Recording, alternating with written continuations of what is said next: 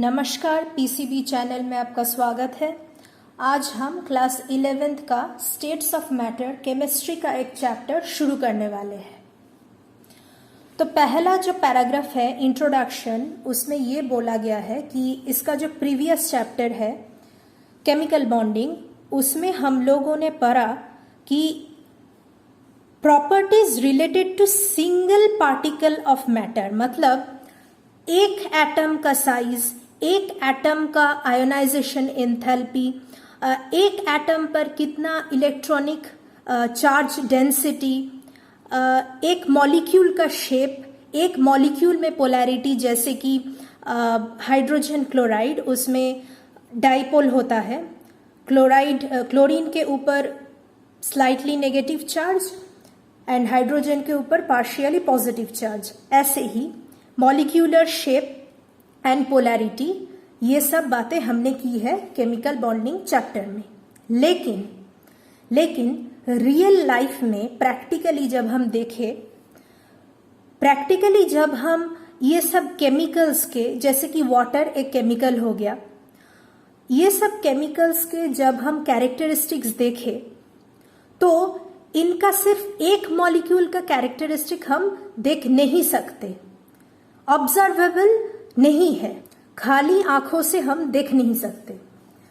जैसे कि वाटर का एक मॉलिक्यूल, मतलब H2O का एक मॉलिक्यूल किसी इंसान को भिगा नहीं सकता, लेकिन अगर हम एक बकेट भर के पानी को लेके एक इंसान के ऊपर डाल दिया तो वो भीग जाएगा।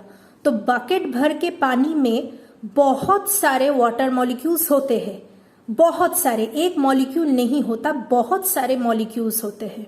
तो collection of water molecules have wetting properties, individual molecules do not wet. और एक एग्जाम्पल दिया हुआ है कि एक मॉलिक्यूल ऑफ वाटर हम बॉयल नहीं कर सकते, प्रैक्टिकली इम्पॉसिबल है, लेकिन बहुत सारा पानी लेके अगर हम बॉयल करें तो हम बॉयल कर सकते हैं। यह है दूसरा एग्जाम्पल। अब ये जो फिजिकल प्रॉपर्टीज है, आइस, वाटर, स्टीम, इनका फिजिकल प्रॉपर्टीज मतलब मेल्टिंग पॉइंट, बॉइलिंग पॉइंट, ये सब अलग अलग है। लेकिन इन तीनों स्टेट्स में, आइस तो सॉलिड स्टेट है, वाटर लिक्विड स्टेट है, स्टीम गैसियस स्टेट है, इन तीनों स्टेट्स में ये वाटर का केमिकल कॉम्पोजिशन, यानी कि हम बोल सकते हैं कि मॉलिक्यूलर जो फॉर्मूला होते हैं ये सेम है। ऐसा नहीं कि आइस में H2O है, वाटर में H3O है, स्टीम में और कुछ फॉर्मूला है, ऐसा नहीं है। Characteristics of this three states of water depend on energies of molecules, मतलब ये जो तीनों स्टेट्स है, इन तीनों स्टेट्स में क्या डिफरेंट होता है। जब वाटर लिक्विड स्टेट में होता है तब उनका जो मॉलिक्यूल्स है, उन मॉलिक्यूल्स में जो डिस्टेंस है, यानी कि इंटरमॉलिक्यूलर डिस्टेंस, वो बहुत ज्यादा होते हैं, मतलब सॉलिड के यानी कि आइस के कंपैरिजन में ज्यादा होते हैं। स्टीम में और भी ज्यादा होते हैं। Intermolecular force of attraction ice में सबसे ज्यादा होते हैं, स्टीम में सबसे कम होते हैं। तो यही बोला गया है यहां पे। अब chemical properties of a substance do not change with change in its physical state. जैसे कि अभी हमने बोला कि वाटर मॉलिक्यूल का जो फॉर्मूला है H2O, वो सॉलिड में भी वैसा ही है, लिक्विड में और गैसियस में भी सेम है, तीनों स्टेट में सेम है। और एक प्रॉपर्टी हम कंसीडर कर सकते हैं, जैसे कि वाटर मॉलिक्यूल, वाटर न्यूट्रल है, इट्स अ न्यूट्रल थिंग। तो H2O, आइस अगर हो तो भी न्यूट्रल होगा, वाटर हो तो भी न्यूट्रल होगा, स्टीम में भी वो न्यूट्रल होगा। But rate of chemical reaction do depend on the physical state. हम आगे जाके जब इस ब्लॉक, पी ब्लॉक एलिमेंट्स पढ़ेंगे तब हम देख सकते हैं कि किसी भी मेटल के साथ अगर हम कोल्ड वाटर रिएक्ट करवाते हैं तो रिएक्शन का रेट डिफरेंट होता है, कभी कभी एक्सप्लोड कर जाते हैं, बहुत रिएक्टिव होते हैं। ऐसे ही और जब हम वेरी हॉट वाटर को रिएक्ट करवाते हैं तब रिएक्शन अलग किस्म के होते हैं, रिएक्शन का रेट बदल जाते हैं। यही बोला गया है इस पैराग्राफ में। अब नेक्स्ट पैराग्राफ में जाते हैं। यहां पे जो लिखा है वो है कि the state of a substance depends on nature of intermolecular force. Actually 3 points यहां पे दिया हुआ है कि एक सब्सटेंस का, किसी भी सब्सटेंस हो सकता है। एक तो हुआ इंटरमॉलिक्यूलर फोर्सेस, वो सब्सटेंसेस का जो इंटरमॉलिक्यूलर फोर्सेस है, मॉलिक्यूल्स के बीच में जो फोर्स है वो अगर बहुत ज्यादा है तो वो सॉलिड है, थोड़ा सा कम है तो लिक्विड है, और बहुत ही कम है तो गैस है। नेक्स्ट है मॉलिक्यूलर इंटरैक्शन। मॉलिक्यूलर इंटरैक्शन मतलब मॉलिक्यूल्स आपस में बहुत मतलब पैक्ड है या फिर लूज है, ये है मॉलिक्यूलर इंटरैक्शन। और तीसरा है effect of thermal energy on the motion of particles. जो थर्मल एनर्जी मतलब हीट एनर्जी, हीट एनर्जी अगर उस पार्टिकल्स को हम देते हैं और वो पार्टिकल्स अगर बहुत जोर जोर से मूव करने लगे, बहुत दूर भाग जाते हैं एक दूसरे से, तो हम बोल सकते हैं कि वो गैसियस स्टेट है। तो ऐसे ही 3 पॉइंट्स है। The states of matter depends on 3 things. The points are given in this paragraph. उसके बाद आते हैं इंटरमॉलिक्यूलर फोर्स। अब इंटरमॉलिक्यूलर फोर्स होता है एट्रैक्शन और रिपल्शन, दोनों ही हो सकते हैं क्योंकि फोर्स है। एट्रैक्टिव भी हो सकते हैं, रिपल्सिव भी हो सकते हैं। किस किस के बीच में हो सकते हैं? एक है एटम्स और दूसरा है मॉलिक्यूल्स। एटम्स के बीच में 2 अलग अलग एटम्स या फिर 2 सिमिलर एटम्स, कुछ भी हो सकते हैं, उनके बीच में जो एट्रैक्टिव या रिपल्सिव फोर्स होते हैं उन्हें हम इंटरमॉलिक्यूलर फोर्स बोलते हैं। अब एक बात ध्यान से सुनना कि ये जो इंटरमॉलिक्यूलर फोर्सेस है इसमें इलेक्ट्रोस्टैटिक फोर्स और कोवैलेंट बॉन्ड, यानी कि जो आयनिक बॉन्ड है और कोवैलेंट बॉन्ड है वो इंक्लूडेड नहीं है, क्योंकि ये आयनिक बॉन्ड और कोवैलेंट बॉन्ड एक मॉलिक्यूल के अंदर ही तो फोर्स है ना, तब तो वो इंट्रामॉलिक्यूलर फोर्स हो जा रहा है। पर हम तो पढ़ रहे हैं इंटरमॉलिक्यूलर, मतलब 2 मॉलिक्यूल के बीच में। ये जो इलेक्ट्रोस्टैटिक और कोवैलेंट बॉन्ड है ये तो एक ही मॉलिक्यूल के अंदर में फोर्सेस है ना। इस डायग्राम्स को देखिए, आप लोगों को अच्छे से समझ में आएगा। जैसे कि ये HCl एक अलग मॉलिक्यूल है और एक और HCl एक अलग मॉलिक्यूल है। इन दोनों HCl मॉलिक्यूल्स के बीच में अगर कोई फोर्स ऑफ अट्रैक्शन हुआ या फिर रिपल्शन हुआ तो उसे हम इंटरमॉलिक्यूलर फोर्स बोलेंगे। जैसे कि हम जानते हैं कि HCl एक पोलर कोवैलेंट कंपाउंड है, तो Cl के ऊपर पार्शियली नेगेटिव चार्ज, H के ऊपर पार्शियली पॉजिटिव चार्ज, वैसे ही इस मॉलिक्यूल के ऊपर भी पार्शियल पॉजिटिव और नेगेटिव चार्जेस है। तो 2 मॉलिक्यूल्स यहाँ पे ऐसे अरेंज्ड है जैसे कि इस मॉलिक्यूल का पार्शियल नेगेटिव चार्ज इस मॉलिक्यूल का पार्शियल पॉजिटिव चार्ज को अट्रैक्ट करेगा, क्योंकि ऑपोजिट चार्जेस ऑलवेज अट्रैक्ट। अब इस अरेंजमेंट को देखिए कि ऐसा अरेंज्ड है कि दोनों पार्शियल नेगेटिव चार्ज एक तरफ है, तो इनके बीच में तो रिपल्शन होगा। तो ये तो हुआ उन मॉलिक्यूल्स में जिन मॉलिक्यूल्स में अलग अलग के तरह के एटम्स हैं। हम 2 N2 मॉलिक्यूल्स के बीच में भी फोर्स लग सकते हैं, वो हम कुछ देर के बाद पढ़ेंगे। 2 H2 मॉलिक्यूल्स के बीच में भी फोर्स लग सकते हैं। इनर्ट गैसेस के बीच में जो रिएक्टिव भी नहीं होते उनके बीच में भी फोर्सेस लग सकते हैं। ये इंटरमॉलिक्यूलर फोर्सेस लग सकते हैं, हम कुछ देर बाद वो पढ़ेंगे।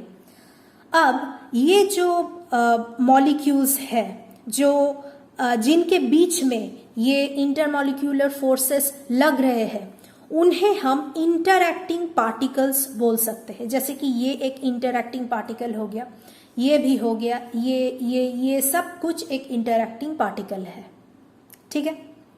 अब दूसरा पैराग्राफ में जो लिखा हुआ है वो मैंने ऐसे रिप्रेजेंट किया, आप लोगों को समझने में आसानी होगी।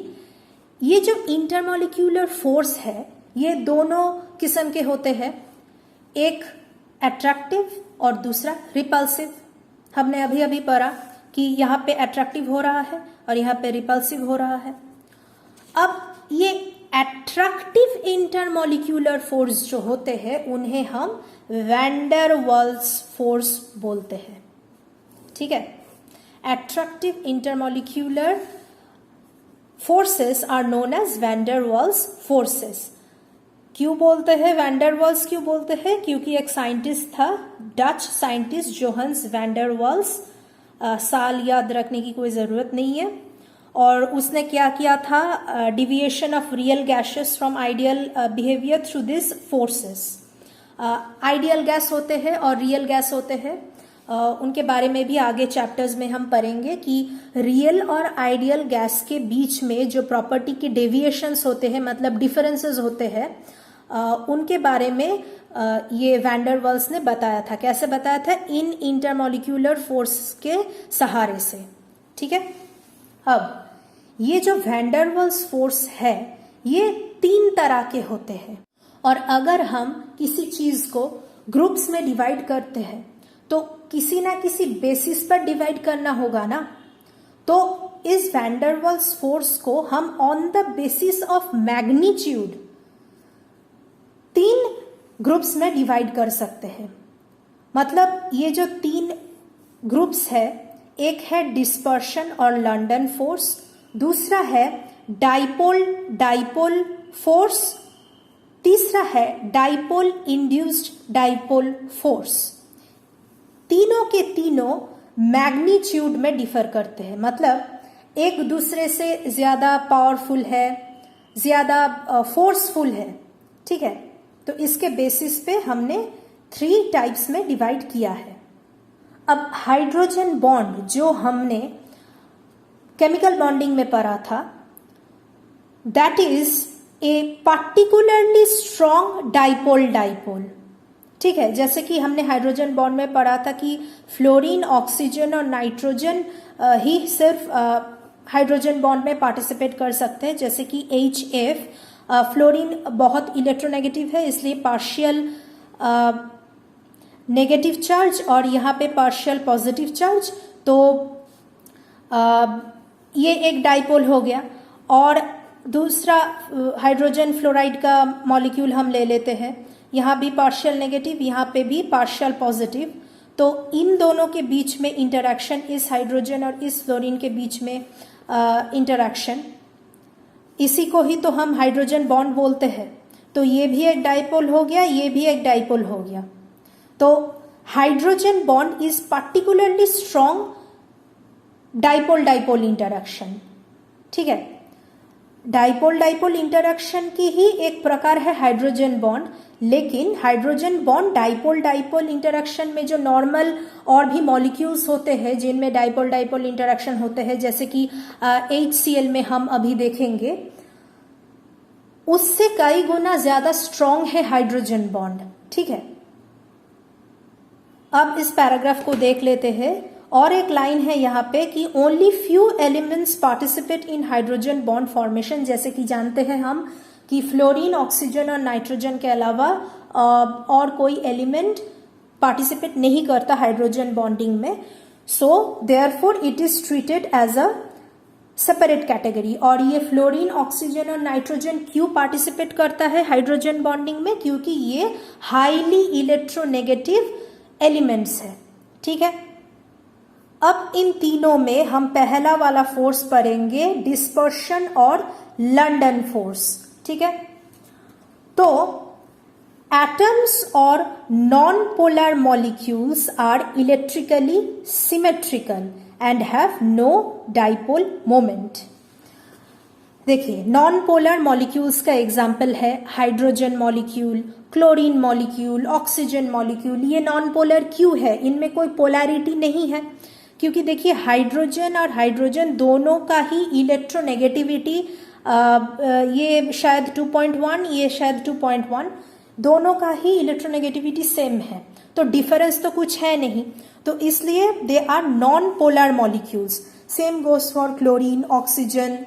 अब CO2 केमिकल बॉन्डिंग चैप्टर में आप लोग डायग्राम से देखिएगा कि CO2, then carbon tetrachloride, benzene, silicon tetrafluoride, ये सभी नॉन पोलर मॉलिक्यूल्स के एग्जाम्पल है। लेकिन हाइड्रोजन फ्लोराइड जैसे हमने अभी डिस्कस किया, HCl, HF, ये सब पोलर मॉलिक्यूल्स होते हैं। तो हम अब डिस्पर्शन फोर्सेस पढ़ रहे हैं, तो हम नॉन पोलर मॉलिक्यूल्स के ऊपर ध्यान देंगे ज्यादा, ठीक है। क्या बोला है कि atoms and non polar molecules are electrically symmetrical and have no dipole moment.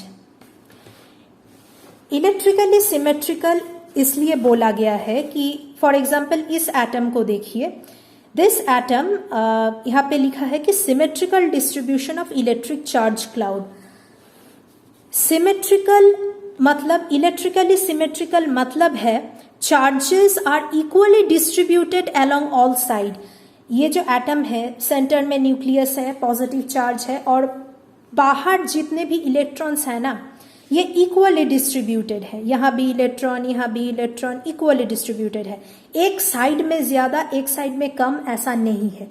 उसे ही हम बोलते हैं electrically symmetrical and have no dipole moment. अगर सिमेट्रिकल होगा तो डाइपोल मोमेंट कैसे होगा, डाइपोल फॉर्मेशन कैसे होगा? क्योंकि एक साइड ज्यादा इलेक्ट्रॉन, एक साइड कम इलेक्ट्रॉन अगर हो तभी तो डाइपोल होते हैं, है ना।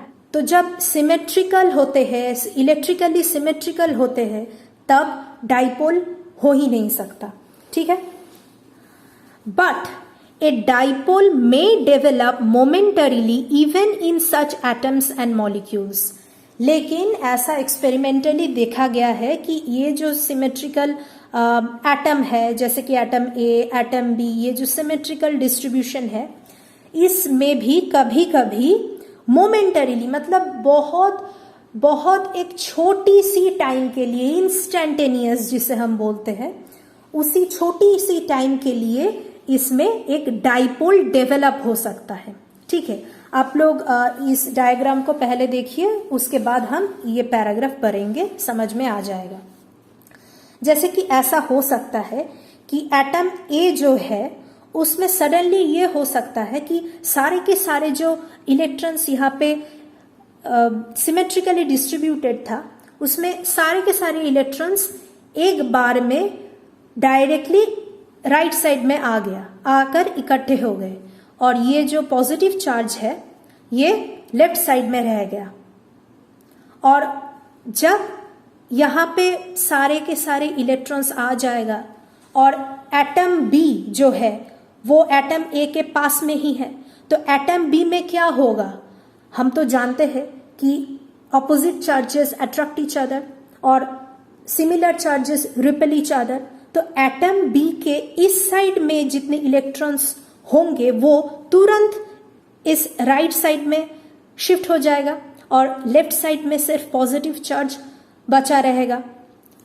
तो क्या हुआ? पहले ए में डाइपोल इंड्यूस हुआ। कैसे हुआ हमको जानने की जरूरत नहीं है, एनसीईआरटी में दिया हुआ नहीं है। तो पहले ए में डाइपोल इंड्यूस हुआ, उसके बाद ए ने बी में डाइपोल इंड्यूस करवा दिया, ठीक है। ये तो एक इंसिडेंट हो सकता है, लेकिन और एक इंसिडेंट भी हो सकता है। वो है कि सारे के सारे जो इलेक्ट्रॉन्स थे, सारे के सारे इलेक्ट्रॉन्स एटम ए के बिल्कुल लेफ्ट साइड में शिफ्ट हो गए और जो पॉजिटिव चार्ज वो राइट में रह गया। और राइट में जब पॉजिटिव चार्ज रहेगा तो बी का क्या हाल होगा? सारे के सारे इलेक्ट्रॉन्स इस साइड यानी कि लेफ्ट साइड में आकर इकट्ठे होंगे।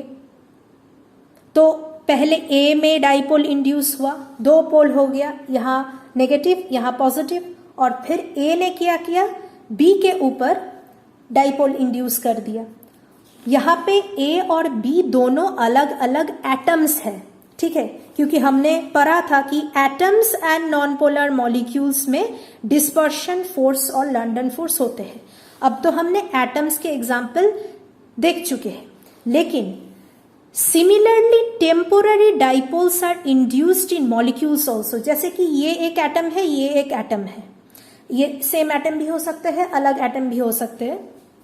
वैसे ही हम मॉलिक्यूल्स के अंदर भी ऐसा फोर्स ऑफ अट्रैक्शन देख सकते हैं। जैसे कि दो N2 मॉलिक्यूल्स के अंदर हम ऐसे इमेजिन कर लीजिए, मैं N2 के लिए अलग से डायग्राम नहीं बनाऊंगी, आप लोग इमेजिन कीजिए कि N2 मॉलिक्यूल, इस एटम ए को आप N2 मॉलिक्यूल समझ लीजिए, एटम बी को आप N2 मॉलिक्यूल समझ लीजिए, और उन दोनों के आपस में जो अट्रैक्टिव फोर्सेस होंगे उसे हम इंड्यूस्ड डाइपोल, इंड्यूस्ड डाइपोल बोलेंगे, क्योंकि पहला भी इंड्यूस्ड डाइपोल है, दूसरा भी इंड्यूस्ड डाइपोल है, और उसका और एक क्या नाम है, डिस्पर्शन फोर्स और लंडन फोर्स बिटवीन एटम्स। यहाँ पे एटम्स दिखाया है। अगर हम नाइट्रोजन मॉलिक्यूल यहाँ पे इमेजिन किया तो डिस्पर्शन फोर्स और लंडन फोर्स बिटवीन मॉलिक्यूल्स बोला जाएगा।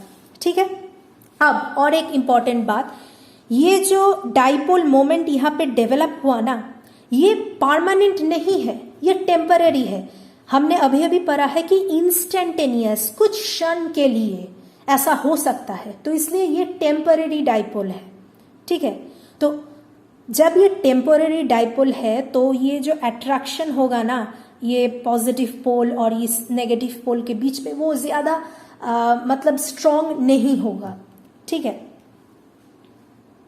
तो हमने इस डायग्राम में जो जो चीजें देखी है वही इन दोनों पैराग्राफ्स में लिखा हुआ है। ठीक है। अभी नेक्स्ट पेज में जो इस पैराग्राफ में लिखा हुआ है वो मैं ऐसे रिप्रेजेंट की हूं, जैसे कि पार्टिकल 1 और पार्टिकल 2, हम लंडन फोर्सेस के बारे में बात कर रहे हैं, तो उसमें दोनों पार्टिकल के इंटरैक्शन, और वो पार्टिकल्स क्या हो सकते हैं, एटम्स और नॉन पोलर मॉलिक्यूल्स। ठीक है।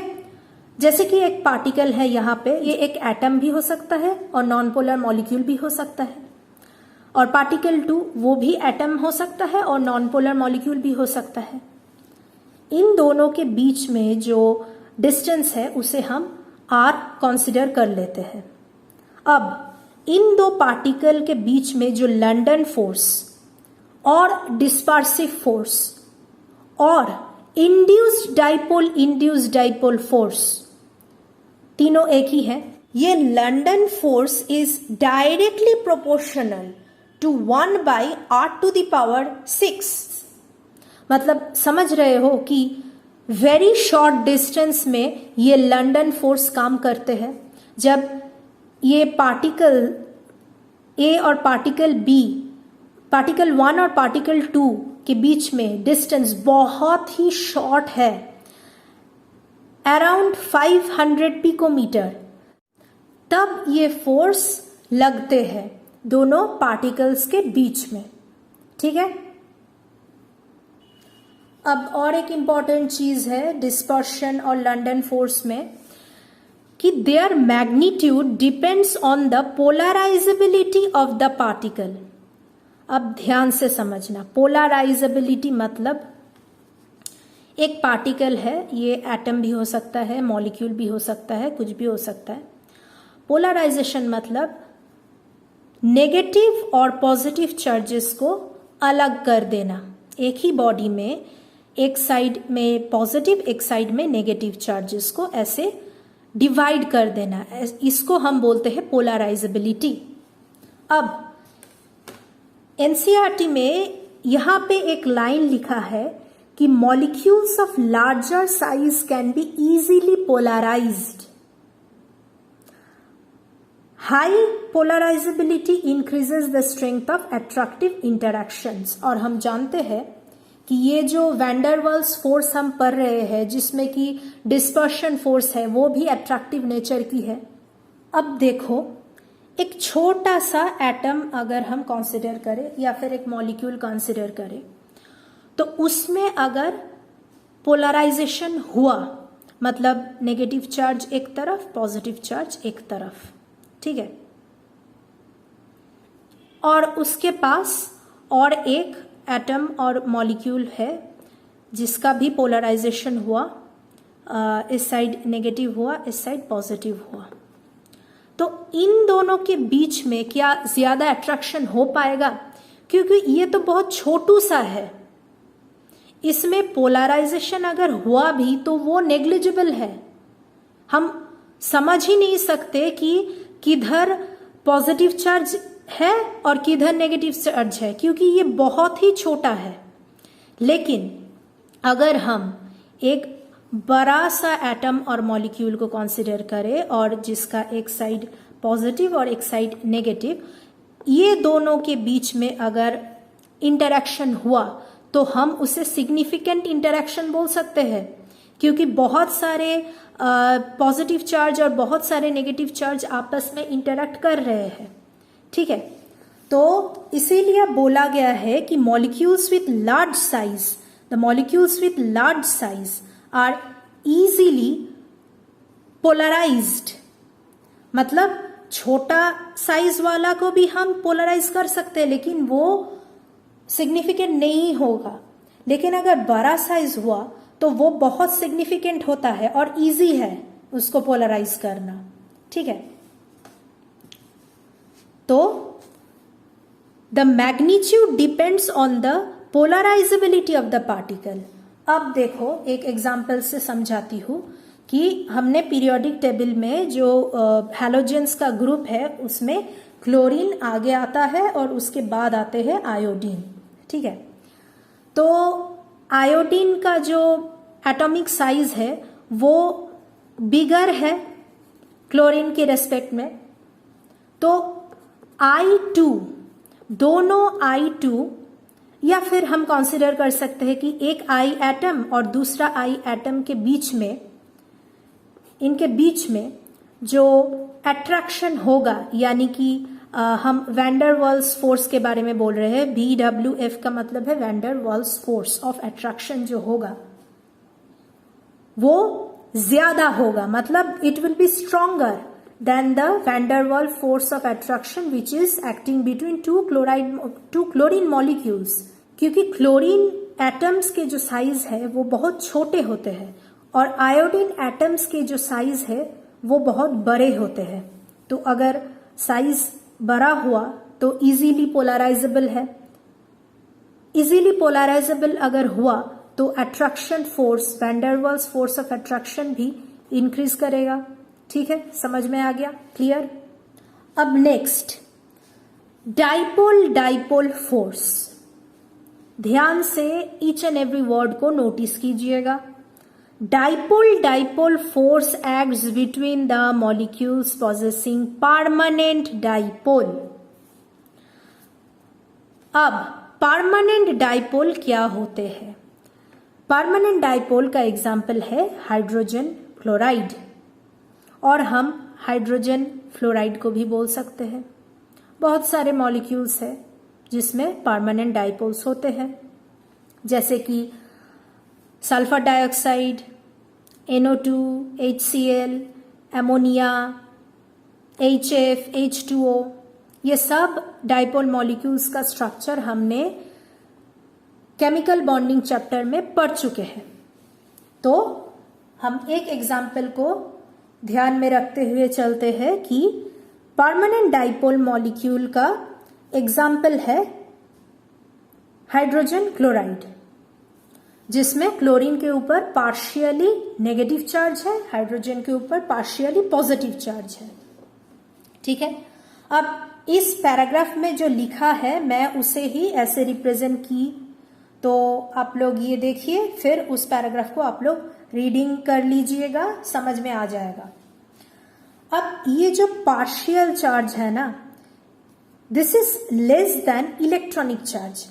समझिए, जब हम NaCl का एक मॉलिक्यूल देखते हैं ना, तो Na और Cl के बीच में क्या होता है? Electrostatic force of attraction. क्यों होता है? क्योंकि ये तो दोनों आयन्स है और आयन के बीच में अट्रैक्शन होते हैं। मतलब Na प्लस होता है, Cl माइनस होता है। वो क्यों होता है? क्योंकि Na एक इलेक्ट्रॉन, एक पूरा होल इलेक्ट्रॉन Cl को दे देते हैं और Cl एक होल इलेक्ट्रॉन ही एक्सेप्ट कर लेते हैं। मतलब 1 यूनिट इलेक्ट्रॉन या फिर 1 यूनिट चार्ज ए ने लूज किया और 1 यूनिट चार्ज क्लोरीन ने गेन किया। लेकिन ये डाइपोल सिचुएशन में पूरा का पूरा 1 यूनिट भी नहीं गेन कर पाता ये क्लोरीन, और पूरा का पूरा 1 यूनिट भी लूज नहीं कर पाता ये हाइड्रोजन, क्योंकि they are sharing the electrons, they are not completely giving away the electrons. तो ये जो पार्शियल चार्ज होता है ना, this is less than the charge present on 1 electron. ठीक है, समझ में आ गए? अब दिस इंटरैक्शन यानी कि ये जो डाइपोल डाइपोल फोर्स है, this interaction is stronger than London force but is weaker than ion ion interaction because only partial charges are involve. इस लाइन का मतलब क्या है? ये जो डाइपोल डाइपोल इंटरैक्शन है, डाइपोल डाइपोल इंटरैक्शन हम पहले इस डायग्राम से देख लेते हैं कि ये देखिए, ये एक HCl का मॉलिक्यूल है। This is 1 molecule of HCl। यहाँ पे Cl के ऊपर पार्शियली नेगेटिव हुआ। कैसे पार्शियली नेगेटिव हुआ हमने डिस्कस किया। H के ऊपर पार्शियली पॉजिटिव हुआ। ठीक है, अब हम दोनों HCl मॉलिक्यूल साथ में लिए। अब Cl में नेगेटिव पार्शियल और H के ऊपर पॉजिटिव पार्शियल, तो इन दोनों के बीच में तो अट्रैक्शन होगा ही ना। तो ये भी एक डाइपोल है, ये भी एक डाइपोल है, तो डाइपोल और डाइपोल के बीच में इंटरैक्शन, तो डाइपोल डाइपोल इंटरैक्शन। और हम बोल सकते हैं कि डाइपोल डाइपोल फोर्स। देखिए क्या लिखा है कि फिगर नंबर 5.2a इस डायग्राम के बारे में बात हो रहा है।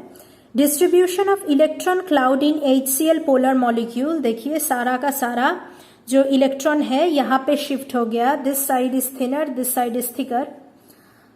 मोर चार्ज डेंसिटी टुवर्ड्स क्लोरीन होगा ही, क्योंकि chlorine is more electronegative than hydrogen. उसके बाद फिगर बी में है dipole dipole interaction between 2 HCl molecule, इन दोनों के बीच में इंटरैक्शन। ठीक है, अब जो कंपैरिजन हम पढ़ने वाले थे इस लाइन में कि the interaction is stronger than the London force but is weaker than ion ion interaction because only partial charges are involve. इसको समझिए, ये हमने अभी अभी पढ़ा डाइपोल डाइपोल इंटरैक्शन। दोनों डाइपोल यानी कि दोनों पोलर मॉलिक्यूल के बीच में जो इंटरैक्शन होते हैं उसी को हम डाइपोल डाइपोल इंटरैक्शन बोलते हैं। और जो पोलर मॉलिक्यूल्स है उसमें परमानेंट डाइपोल होते हैं। ठीक है, तो ये जो डाइपोल डाइपोल फोर्स है इसका जो मैग्नीट्यूड यानी कि स्ट्रेंथ, ये वो प्रीवियस लंडन यानी कि डिस्पर्शन फोर्स जो था उससे कई गुना ज्यादा है। क्यों ज्यादा है?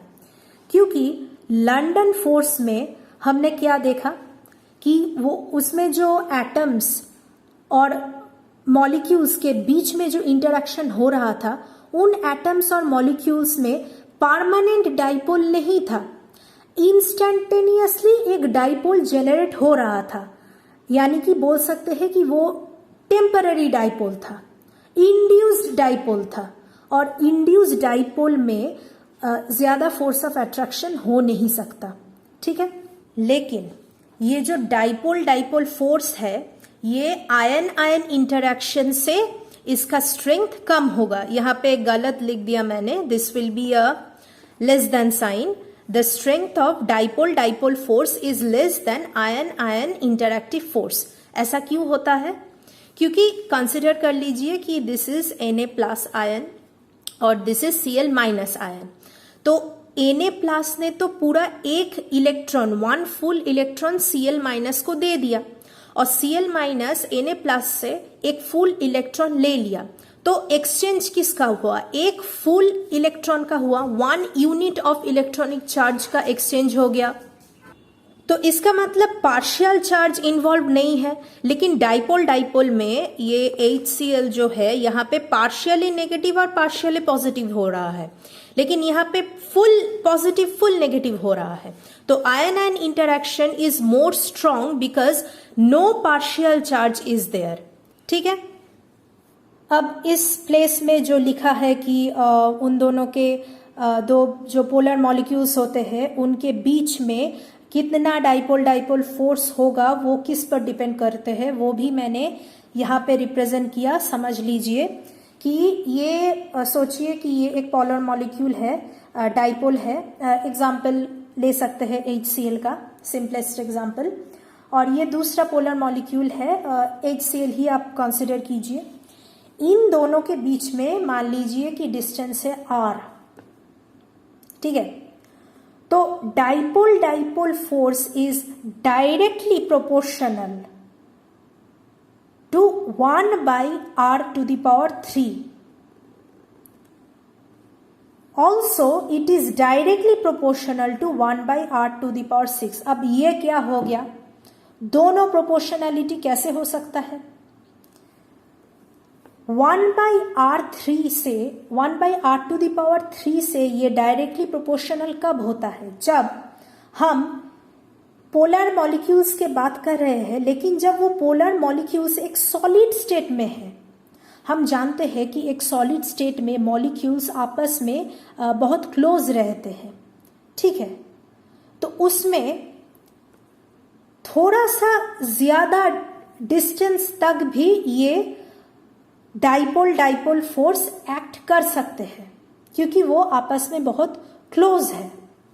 लेकिन नॉर्मल या फिर जो रोटेटिंग मतलब एक HCl मॉलिक्यूल और दूसरा HCl मॉलिक्यूल आपस में बहुत क्लोज नहीं है, इधर उधर भाग रहा है, तो उसमें dipole dipole force will be inversely proportional to 1/r⁻6 क्योंकि वो तो एक जगह स्टैटिक नहीं है। उन लोगों को बहुत क्लोज आना पड़ेगा ताकि डाइपोल डाइपोल फोर्स एक्ट करे उनमें। लेकिन सॉलिड में तो वो already they are close to each other, they are packed, kind of packed and close to each other. तो डिस्टेंस थोड़ा सा बढ़ भी सकते हैं अगर डाइपोल डाइपोल फोर्स एक्ट करना हो तो। ठीक है, अब तीसरा, डाइपोल और इंड्यूस्ड डाइपोल के बीच में जो फोर्स लगेगा उसको हम बोलेंगे डाइपोल इंड्यूस्ड डाइपोल फोर्स। इस पैराग्राफ में जो जो चीजें दिया हुआ है मैंने यहाँ पे नोट किया है, आप लोग इसे देखिए तो समझ में आएगा। एक डाइपोल को कंसीडर कीजिए जो कि पोलर है, जैसे कि HCl। ठीक है, और HCl में हमने क्या पढ़ा कि इसमें परमानेंट डाइपोल है, present from the very beginning, induce नहीं किया है। तो एक डाइपोल और एक इंड्यूस्ड डाइपोल के बीच में फोर्स, तो इंड्यूस्ड डाइपोल क्या होता है? Non polar molecule. Non polar molecules क्या होते हैं? जैसे कि Cl2, H2, I2, हाँ, फिर CO2 में डाइपोल मोमेंट 0 होता है, CCl4 में डाइपोल मोमेंट 0 होता है, SiF4 में डाइपोल मोमेंट 0 होता है। ठीक है, तो ये सब नॉन पोलर मॉलिक्यूल्स है। नॉन पोलर मॉलिक्यूल मतलब परमानेंट डाइपोल नहीं है, अगर इसमें डाइपोल होना है तो इंड्यूस करना पड़ेगा। ठीक है, और अगर डाइपोल नहीं है तो ये इलेक्ट्रिकली न्यूट्रल है। और इलेक्ट्रिकली न्यूट्रल का मतलब क्या है? इलेक्ट्रिकली सिमेट्रिकल है, मतलब गोल गोल है। गोल गोल क्यों है? क्योंकि at the centre they have the positive charge and all the electrons are uniformly distributed around them. ठीक है, अब ये दोनों स्पीशीज के बीच में जो फोर्स लगेगा उसको हम बोलेंगे dipole and induced dipole force. ठीक है, इस डायग्राम को देख लीजिए। ये है एक permanent dipole, a polar molecule. हम फिर से वही HCl को मान लेते हैं कि this is HCl, this is Cl, this is H, partial positive partial negative. और आप लोग देख लीजिए कि ये जो सिंबल है ना, ये रिप्रेजेंट करता है कि इलेक्ट्रॉन क्लाउड किस डायरेक्शन में मूव कर रहा है। तो यहाँ पे ये क्लोरीन के डायरेक्शन में मूव कर रहा है, यानी कि बी के डायरेक्शन में मूव कर रहा है, क्योंकि ये दोनों इलेक्ट्रोनेगेटिव है ज्यादा। Tendency to pull the shared pair of electrons towards themselves, तो they are very much electronegative.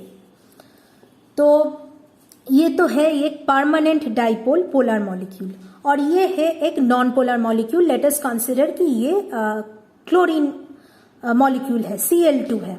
तो Cl2 तो इलेक्ट्रिकली न्यूट्रल है। इलेक्ट्रिकली न्यूट्रल मतलब all the electron clouds are uniformly distributed, इधर ज्यादा इधर कम ऐसा कुछ नहीं है, ठीक है।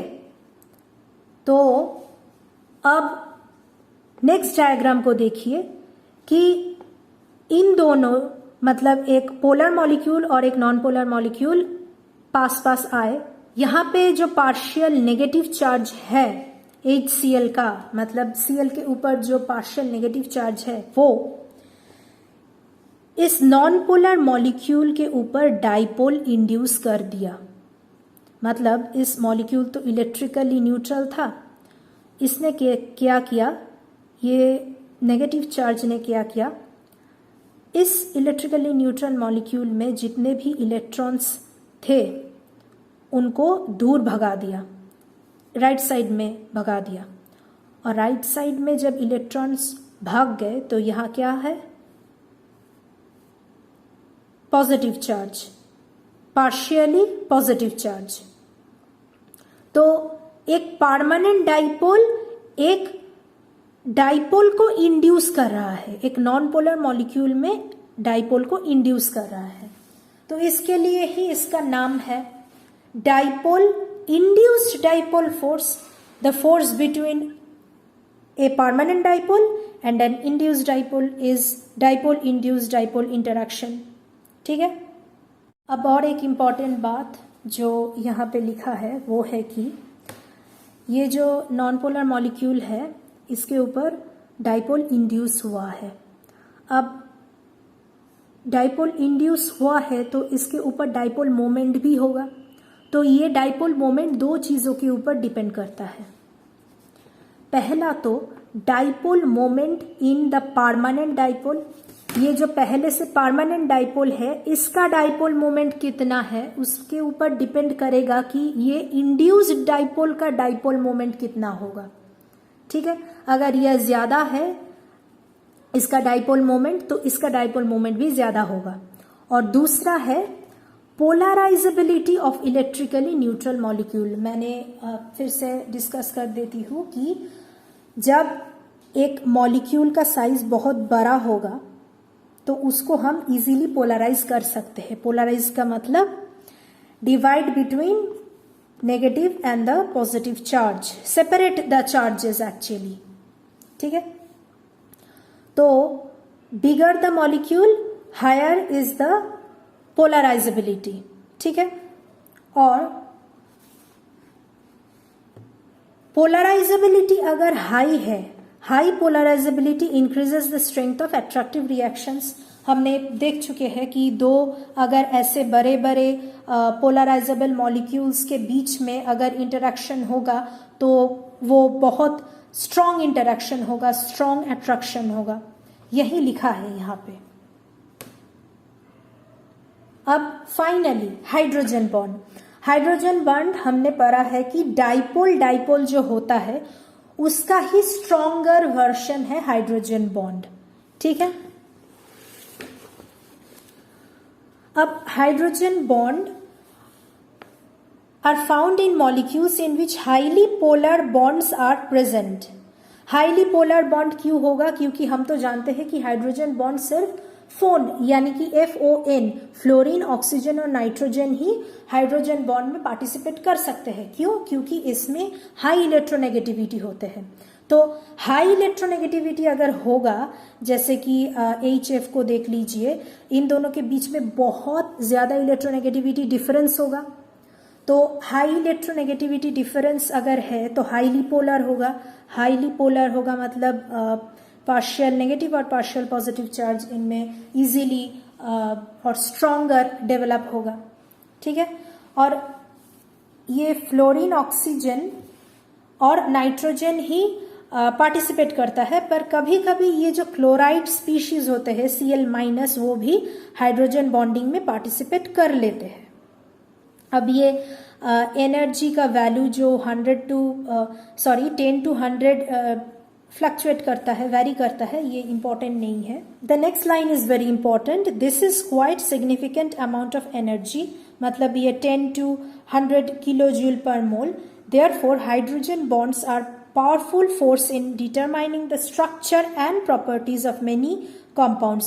कौन से compounds? Proteins and nucleic acid.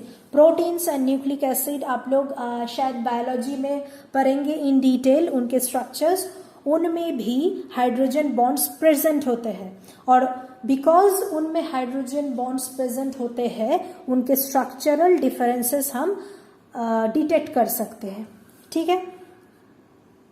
अब इस पोर्शन में ज़्यादा कुछ नहीं दिया है, वही डायग्राम हाइड्रोजन फ्लोराइड कैसे हाइड्रोजन बॉन्ड फॉर्मेशन करता है। और उसके बाद ये जो पैराग्राफ है यहाँ पे ये बोला गया है कि हमने तो अभी तक मॉलिक्यूल्स के बीच में अट्रैक्टिव फोर्सेस के बारे में बात कर रहे थे, लेकिन ये फर्स्ट पेज में तो ये भी लिखा है कि intermolecular forces are the forces of attraction and repulsion between the interactive particles. तो अट्रैक्शन के बारे में हमने बहुत सारे बातें किया। अब यहां पे बोला गया है कि molecules also exert repulsive force on one another, ठीक है।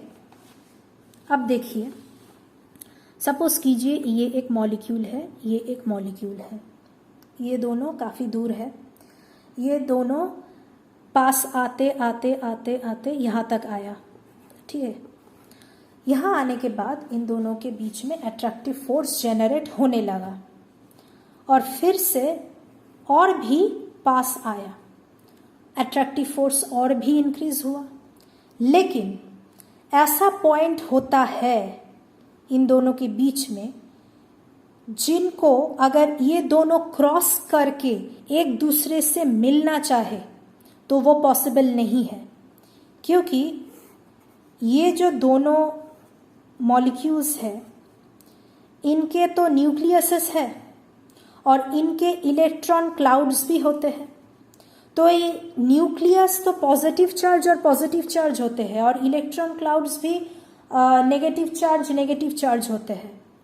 तो ये न्यूक्लियस के बीच में रिपल्शन होगा अगर एक पॉइंट से ज्यादा पास आ गया तो, और इलेक्ट्रॉन क्लाउड्स के बीच में भी और इलेक्ट्रॉन क्लाउड्स के बीच में भी रिपल्शन होगा।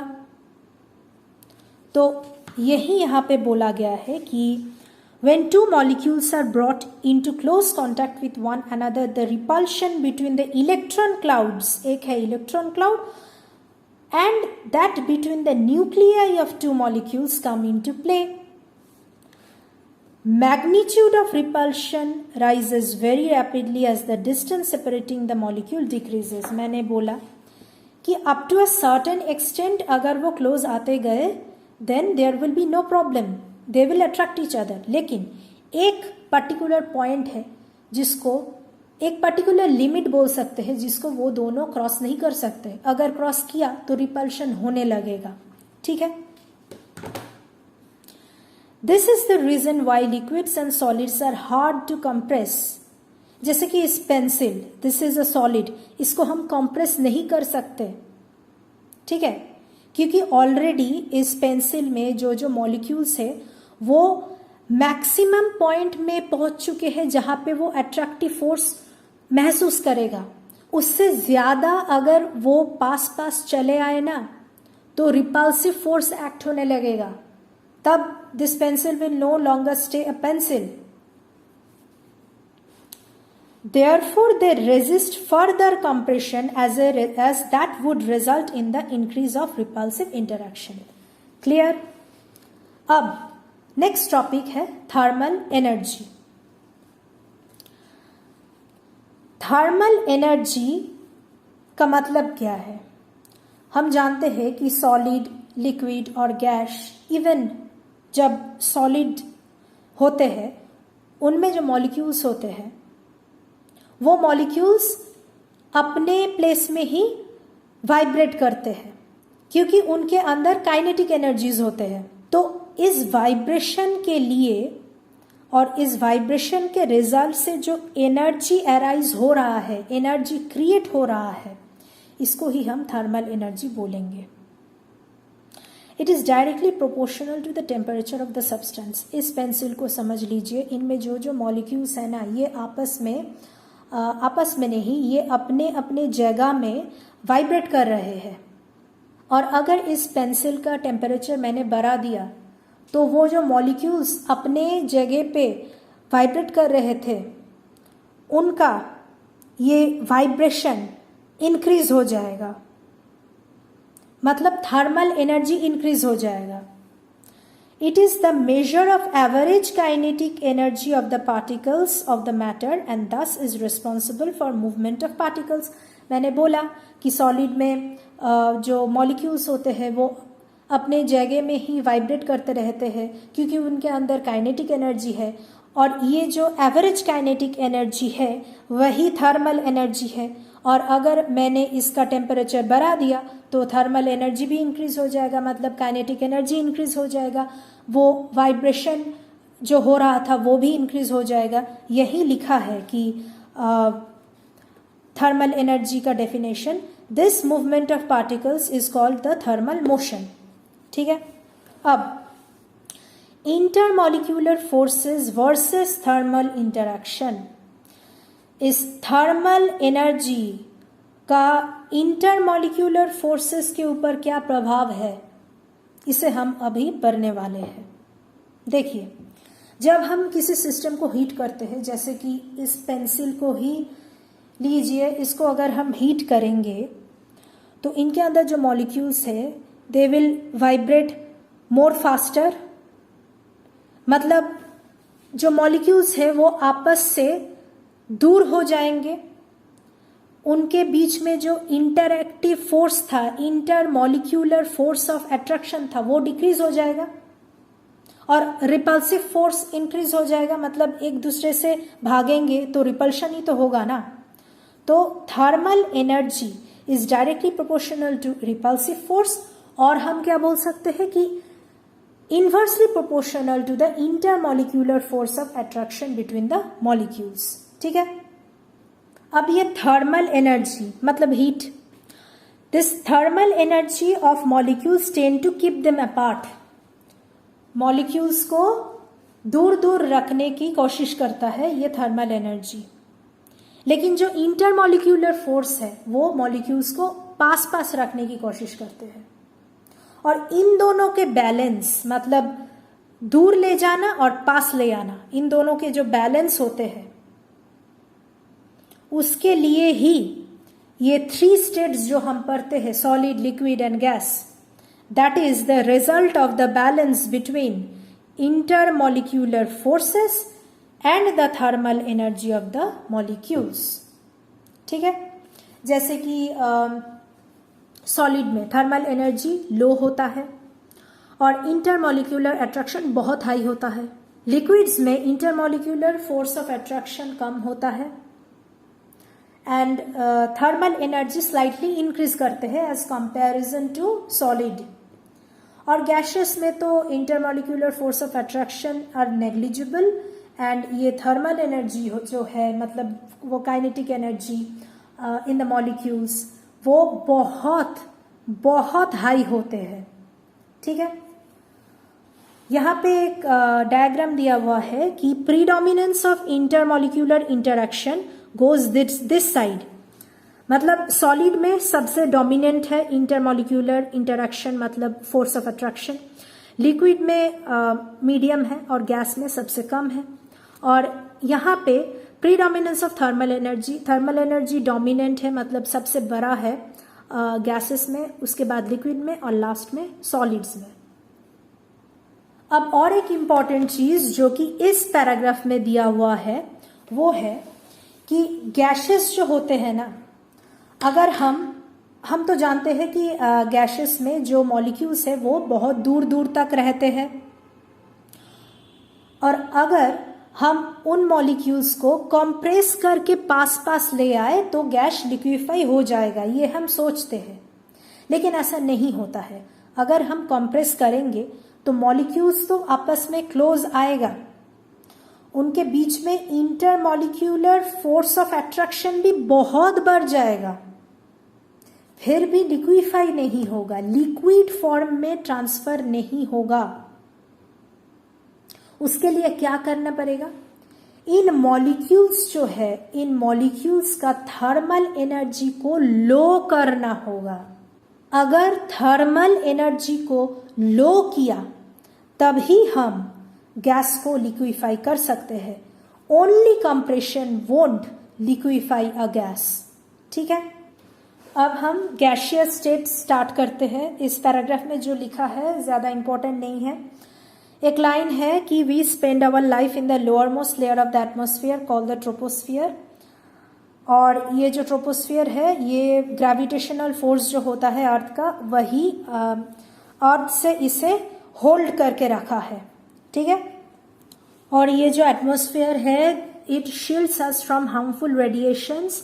और एटमोस्फियर में क्या रहते हैं? Dioxygen, dinitrogen, carbon dioxide, water vapour et cetera. अब इंपॉर्टेंट लाइन ये है कि a look at the periodic table shows us that only 11 elements, next page में ये डायग्राम दिया हुआ है, only 11 elements exist as gases under normal conditions. ये 11 एलिमेंट्स रटा होनी चाहिए। ग्रुप 1 से हाइड्रोजन, 15 से नाइट्रोजन, 16 से ऑक्सीजन, 17 से फ्लोरीन एंड क्लोरीन, 18 से helium, neon, argon, krypton, xenon, रेडन।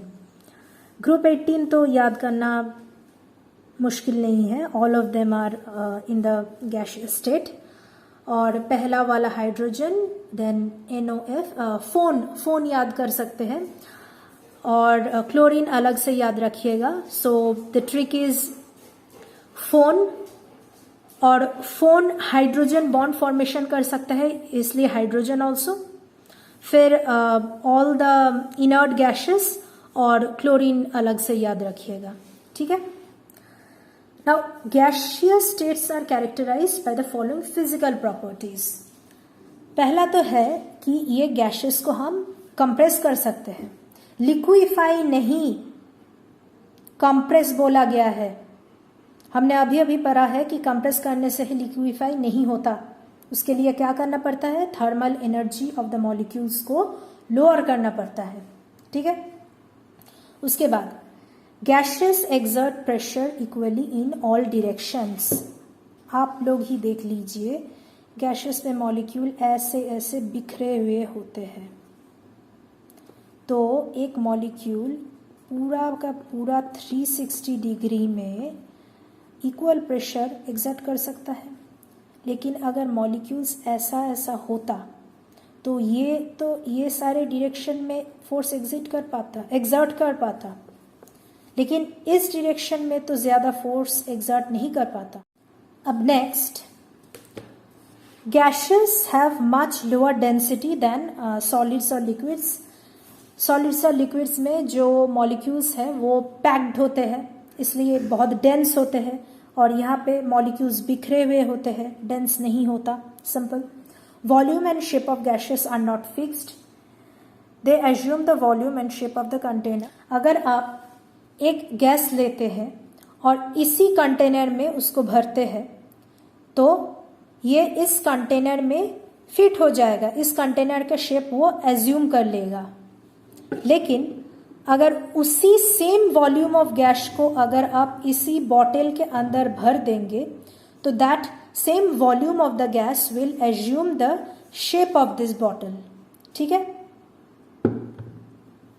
gases mix evenly and completely in all proportions without any mechanical aid. Molecules बहुत बिखरा हुआ है तो मिक्स करने के लिए क्या होगा? फॉरेन मॉलिक्यूल्स को अपने अंदर जगह देना पड़ेगा।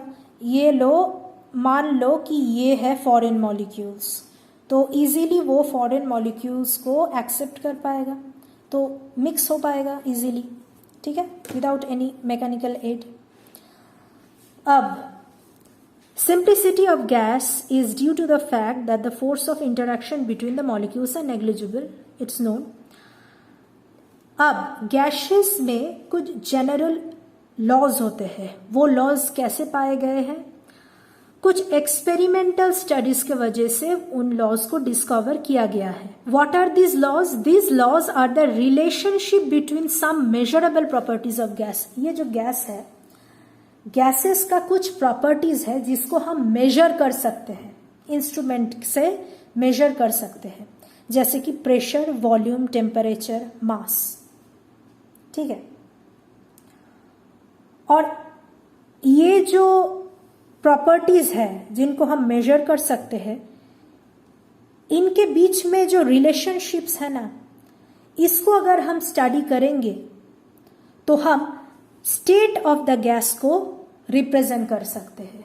तो अगर कोई पूछता है कि ये गैस कैसा है, तो हम बोल सकते हैं कि ये एक ऐसा गैस है जिसका प्रेशर इतना है, वॉल्यूम इतना है, टेम्परेचर इतना है और मास इतना है। ऐसे ही हम एक गैस का स्टेट बता सकते हैं, ठीक है। Interdependence of this variables leads to formulation of gas laws. Gas laws को हम अगली क्लास में, गैस लॉज को हम अगले लेक्चर्स में शुरू करेंगे। हम अब कुछ एग्जाम्पल्स देख लेते हैं। हमने वो जो लंदन डिस्पर्शन फोर्सेस पढ़ा है, different kinds of van der Waals forces हमने रीड किया है, उनका कुछ एप्लीकेशंस देख लेते हैं। फैक्टर्स अफेक्टिंग डिस्पर्शन और लंदन फोर्सेस, मॉलिक्यूलर मास और साइज।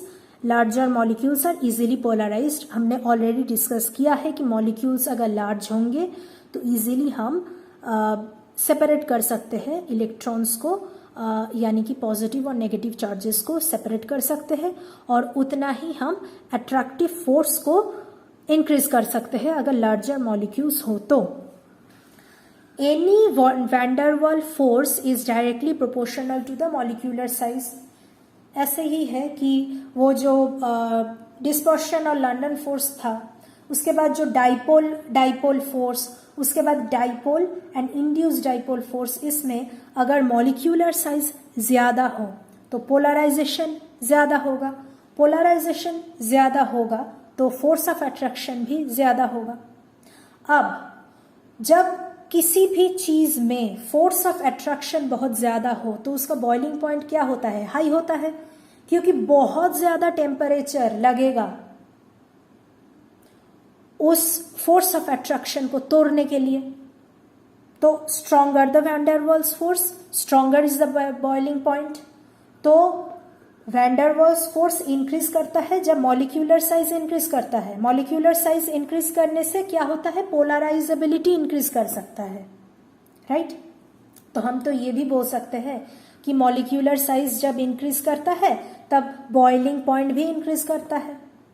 ये वैसा है कि A equal to B equal to C, so A equal to C, like that. अब जब हम वो हैलोजन ग्रुप को देखते हैं, फ्लोरीन का जो साइज है वो छोटा है, आयोडीन सबसे बड़ा है, ठीक है।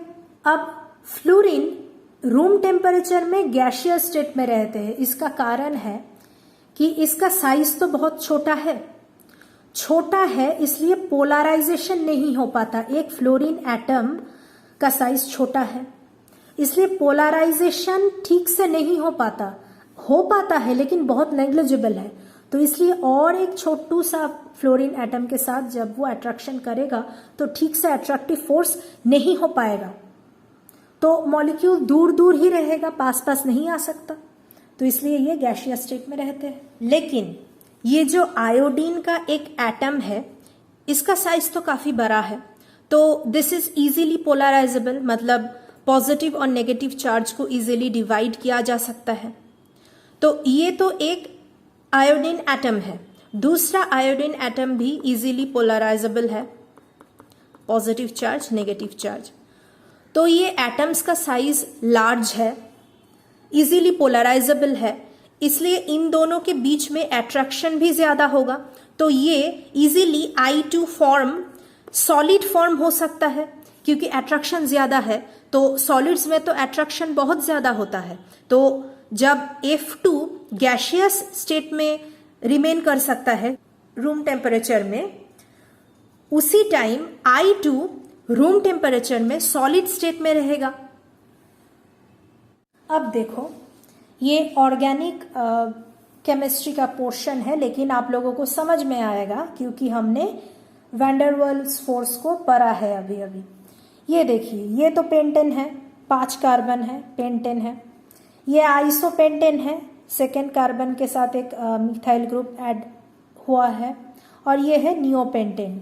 ठीक है, अब इसका ऑर्डर ऑफ बॉइलिंग पॉइंट पूछा गया है। तो हमने क्या पढ़ा है कि van der Waal force of attraction ज्यादा होगा तो बॉइलिंग पॉइंट ज्यादा होगा, क्योंकि बहुत ज्यादा फोर्स ऑफ अट्रैक्शन तो बहुत ज्यादा टेम्परेचर लगेगा उस फोर्स को तोड़ने के लिए। अब देखिए, हमने क्या पढ़ा कि मॉलिक्यूल जितना लार्ज होगा उतना पोलराइज ज्यादा कर पाएगा। तो इन तीनों मॉलिक्यूल्स में आप मुझे बताइए कि लार्ज कौन सा है, मतलब फैला हुआ कौन सा है। एन पेंटेन ज्यादा फैला हुआ है। आप लोग सर्कल ड्रॉ कीजिए इनके आसपास, तो आप देख सकते हैं कि सबसे छोटा है नियोपेंटेन, सबसे फैला हुआ है एन पेंटेन, और मिडिल में आइसोपेंटेन। तो साइज तो सबसे ज्यादा इसका है ना, मॉलिक्यूलर साइज सबसे ज्यादा इसका है, तो पोलराइजेबिलिटी भी इसका ज्यादा होगी। और इसका पोलराइजेबिलिटी ज्यादा हुआ तो van der Waal force of attraction भी ज्यादा होगा। Van der Waals force of attraction अगर ज्यादा हुआ तो बॉइलिंग पॉइंट भी इसका सबसे ज्यादा होगा, उसके बाद ये इसका होगा, उसके बाद इसका होगा। ठीक है, अब और एक ट्रेंड देख लीजिए, this is the last trend. H2O, H2S, H2SE, H2TE, इनमें van der Waal force of attraction किस में बहुत ज्यादा है? तो हमने तो ऑलरेडी पढ़ा है कि hydrogen bond is a type of van der Waal force, क्योंकि ये डाइपोल डाइपोल फोर्स का पर्टिकुलरली स्ट्रॉन्गर वर्जन है हाइड्रोजन बॉन्ड। तो इन सब से H2O का van der Waals force of attraction सबसे ज्यादा होगा, क्योंकि इसमें तो हाइड्रोजन बॉन्ड फॉर्मेशन होता है, और hydrogen bond is the strongest of all the van der Waals forces. हम अभी ट्रेंड लिखेंगे कि कौन सा van der Waal force strong है, कौन सा वीक है, उससे पहले इसे देख लेते हैं। तो इस सीरीज में this will have the strongest van der Waals force. अब इसे देख लीजिए, बाकियों को देख लीजिए। ये सल्फर, सेलेनियम, टेलुरियम, ये सब ही एक ही ग्रुप में बिलोंग करते हैं। सल्फर सबसे ऊपर है, उसके बाद सेलेनियम, उसके बाद टेलुरियम। तो सल्फर का साइज छोटू है, उससे थोड़ा सा बड़ा है सेलेनियम, सबसे बड़ा है टेलुरियम। तो मॉलिक्यूल का साइज जितना बड़ा होगा उतना क्या होगा? पोलराइजेशन ज्यादा होगा। पोलराइजेशन अगर ज्यादा हुआ तो वैन डर वाल्स फोर्स भी बहुत ज्यादा होगा। तो सबसे ज्यादा होगा H2TE, H2O के बाद होगा H2TE, उसके बाद H2SE, उसके बाद H2S, यानी कि हम इस ट्रेंड को ठीक से लिखते हैं। H2O सबसे ज्यादा, उसके बाद होगा H2TE, उसके बाद होगा H2SE, उसके बाद होगा H2S, और लास्टली हम इस ट्रेंड को लिख लेते हैं कि which van der Waals force is greater than the other. First is hydrogen bond. Hydrogen bond is a type of van der Waals force. Hydrogen bond सबसे स्ट्रॉन्ग है। उसके बाद क्या होगा, आप लोग दिमाग लगाइए। उसके बाद होगा डाइपोल डाइपोल। क्यों होगा डाइपोल डाइपोल? क्योंकि उसमें परमानेंट डाइपोल है। उसके बाद क्या होगा? डाइपोल इंड्यूस्ड डाइपोल, क्योंकि इसमें एक तो परमानेंट डाइपोल है और दूसरा इंड्यूस्ड हो रहा है, यानी कि टेम्पोररी हो रहा है। और उसके बाद क्या होगा, डिस्पर्शन और London force. Done. And finally हम लोग एक क्वेश्चन डिस्कस कर लेते हैं। Dipole induced dipole interactions are present in which of the following pairs. Dipole और इंड्यूस्ड डाइपोल मतलब एक में होगा परमानेंट डाइपोल और एक में होगा टेम्पररी डाइपोल। ठीक है, तो लास्ट से ऑप्शंस देखते हुए चलते हैं। Cl2 and CCl4। Cl2 non polar है, CCl4 भी नॉन पोलर है, डाइपोल मोमेंट 0 है दोनों का, तो ये हो नहीं सकता। H2O and alcohol. H2O is polar, alcohol hydrogen bond formation कर सकते हैं, दो अल्कोहल आपस में हाइड्रोजन बॉन्ड फॉर्मेशन कर सकते हैं, they are polar in nature, तो ये नहीं हो सकता। उसके बाद SiF4 एंड He एटम्स, ये दोनों ही नॉन पोलर है, डाइपोल मोमेंट 0 है, हो नहीं सकता। और lastly HCl and He atom, HCl dipole है और He एटम नॉन पोलर है लेकिन इंड्यूस कर सकता है इस पे डाइपोल, तो the correct option is option number A. तो हमने कुछ पोर्शन कंप्लीट किया है इस चैप्टर का। अगर आप लोगों को ये वीडियो अच्छा लगा तो फीडबैक ज़रूर दीजिएगा, कमेंट सेक्शन में बोलिएगा कि वीडियो कैसी लगी, सब्सक्राइब कीजिएगा, लाइक कीजिएगा। मिलते हैं अगली वीडियो में, तब तक के लिए have a nice day. Thank you.